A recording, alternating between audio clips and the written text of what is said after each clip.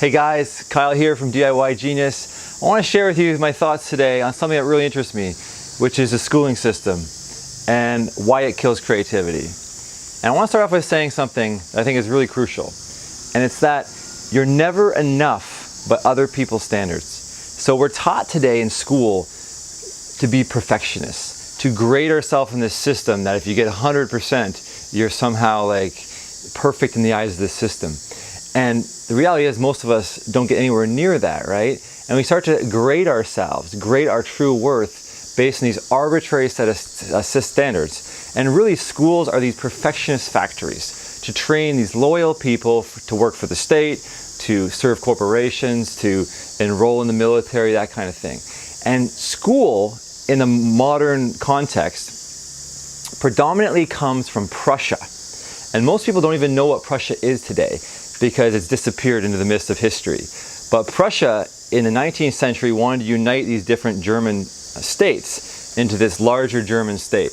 And they knew that they had to have people think and act alike and conform to the system for the military, for the mines, for the government, so they could unify these people together and defeat the French. And at the Battle of Waterloo, the Prussians allied with the English, and they defeated Napoleon and the French. And Prussia became very powerful after that. And a lot of other countries looked to Prussia and they're like, wow, they're so efficient, how they're doing things. And Germany in the early Industrial Revolution, to the latter half of the 19th century, became very dominant into the 20th century as well. So people look to them like, oh, why are they so efficient? What's working in their system?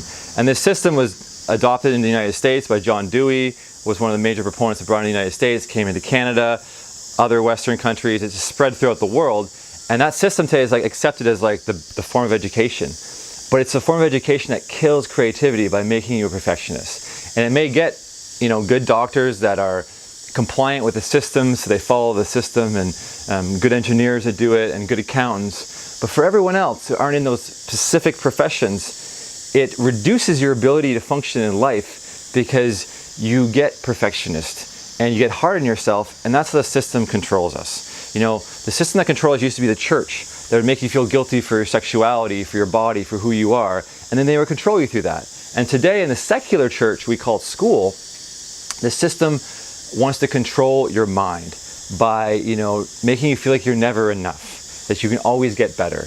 And I think it's not realized today is how important schooling is in the creation of a consumer society.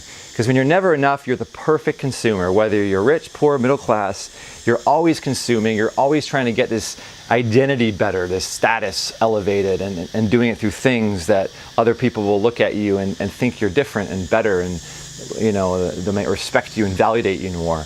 And now with social networks and stuff, we're constantly being validated throughout our days by likes and comments, and you can analyze someone's social following, quite fast and be like, how popular are they? Particularly like in high school today and stuff. But people get really caught up in that as a result. And it starts in school, where we get taught to grade ourselves by these arbitrary set of standards, where some people are going to become doctors and lawyers and accountants, and they need to be very book smart and very like by the book, step by step.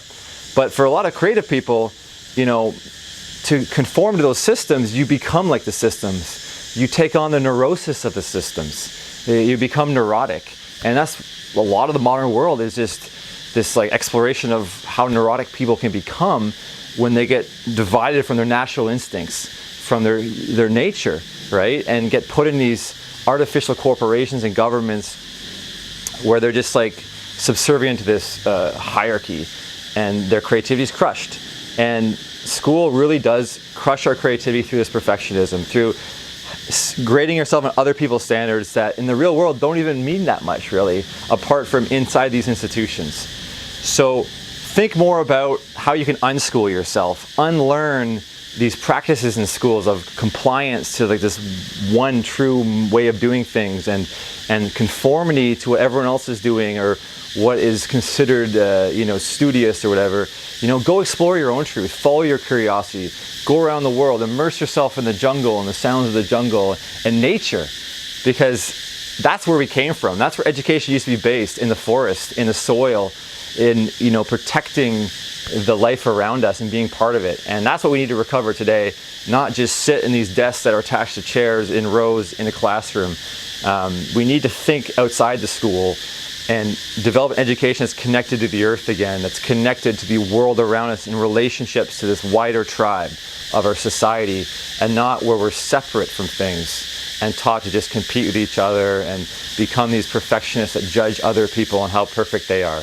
Because I think that's just the road to bankruptcy and collapse, and you know, maybe the extinction of modern civilization if we go down that path much further. So yeah, some of my thoughts on basically how schools kill creativity. All right, thanks for watching.